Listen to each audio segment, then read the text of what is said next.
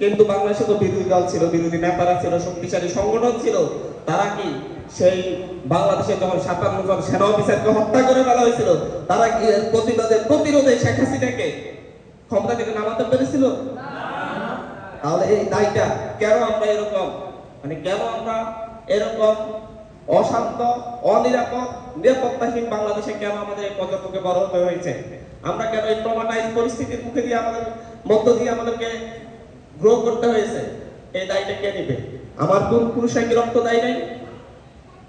আমাদের জন্য নিরাপদ বাংলাদেশ গড়ার জন্য, নিরাপদ ভূখণ্ড দেওয়ার জন্য, নিরাপদ রাজনৈতিক পরিবেশ দেওয়ার জন্য, শান্তিপূর্ণ বাংলাদেশ দেওয়ার জন্য, আমাদের অর্থনৈতিক স্থিতিশীলতা দেওয়ার জন্য আমাদের পূর্বপুরুষরা কি রক্ত দেয় নাই? আমাদের পূর্বপুরুষরা শত শত বছর ধরে রক্ত দিয়েছে, কিন্তু সেই রক্তের সাথে বারবার আপনারা প্রতারণা করেছেন। একবারও আমাদের জন্য একদিনের জন্য নিরাপদ বাংলাদেশ উপহার দিতে পারেন নাই। আমাদের পূর্বপুরুষরা 1970 সালে রক্ত দিয়েছে, যাতে করে তার পরবর্তী প্রজন্ম, আমরা যারা জন্মগ্রহণ করি, আমরা যারা শান্তিতে রাখতে পারি, আমরা যেন একটা নিরাপদ বাংলাদেশ পাই, আমরা যেন রাজনৈতিক স্থিতিশীলতা পাই, সুন্দর ভবিষ্যৎ পাই, পড়াশোনার ভালো মান পাই। এজন্যই তো 30 লক্ষ মানুষ তাদের জীবন অকাতরে মিলিয়ে দিয়েছিল। কিন্তু ক্ষমতায় আসার পরে শেখ মুজিবুর রহমান বাংলাদেশের আশা আকাঙ্ক্ষা সবকিছুর সাথে বিশ্বাসঘাতকতা করেছিল। রক্ষী বাহিনী গঠন করে এদেশের মানুষের স্বাধীনতার অধিকার হরণ করে ফেলেছিল। বাদশাহ কায়েম করে প্রত্যেকটা রাজনৈতিক দলকে নিষিদ্ধ করে দিয়েছিল। আজীবন ক্ষমতায় থাকার বাসনা লালন করেছিল। শত শত মানুষ না খেয়ে মারা গিয়েছিল, হাজার হাজার মানুষ না খেয়ে 1974 সালে দুর্ভিক্ষে মারা গিয়েছিল।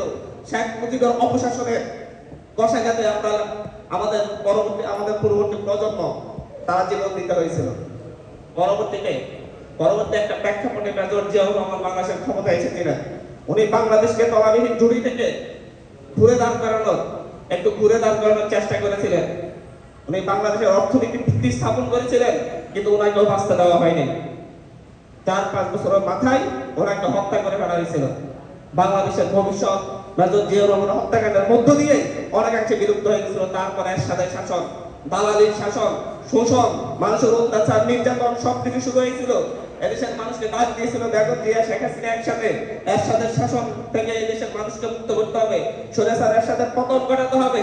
তৎকালীন ছাত্র নেতারা নেতৃত্ব দিয়েছিল, তারা ছাত্র গণ অভ্যুত্থান তৈরি করেছিল। ডাক্তার মিলন জীবন দিয়েছিল, আসাদ জীবন দিয়েছিল, শতজন জীবন দিয়েছিল এরশাদের শাসন থেকে, শোষণ থেকে মুক্তি পাওয়ার জন্য।